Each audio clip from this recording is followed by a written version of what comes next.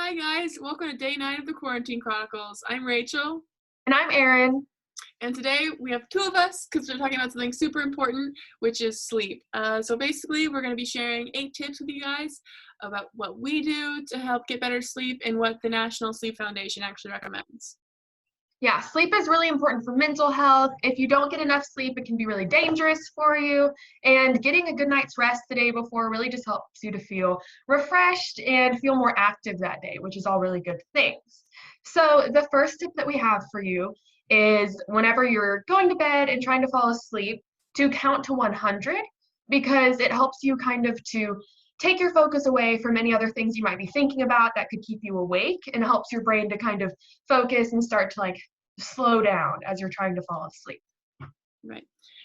Tip number 2 would be stick to a schedule. It's really important that you guys go to bed and wake up around the same time, just so that your rhythm and your pattern get really solid, and you'll sleep better that way. Yeah, and so the third tip that we have for you is to read a chapter of a book. This can really help you because reading is a really calming activity, and also it gets your eyes away from a screen, which is bad for you right before you go to bed, and helps your mind to also start to calm down. Right. Tip number 4 is establishing a bedtime ritual. This can look really different for different people. Mine, I put my PJs on, I read a book, and then I wash my face, brush my teeth, and head straight to bed. Doing that stuff kind of gets my body ready for a good night's rest. Tip number 5 is to not have any caffeine or lots of sugar after 6 p.m.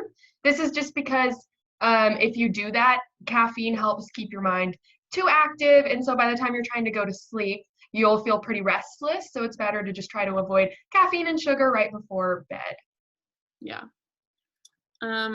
Tip number, 6, is to avoid naps. As easy as it may be to just knock yourself out on the couch after lunch or dinner, it's best that you don't take a nap in the afternoon or evening, because then your body is confused and won't get back into rhythm for a good night's rest.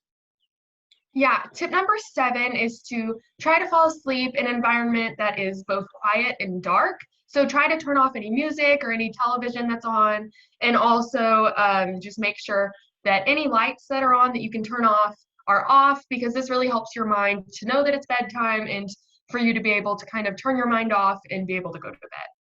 Yeah. Tip number 8, last one, is to exercise daily. It's important that you get out there and get active to really kind of tire yourself out. But make sure you don't do this without parent permission, because that can get dangerous as well. Yes. All right, so these are all of the tips we have for you today. We hope this can help you if you're struggling to fall asleep. Thank you guys so much for listening, and have a happy, healthy day.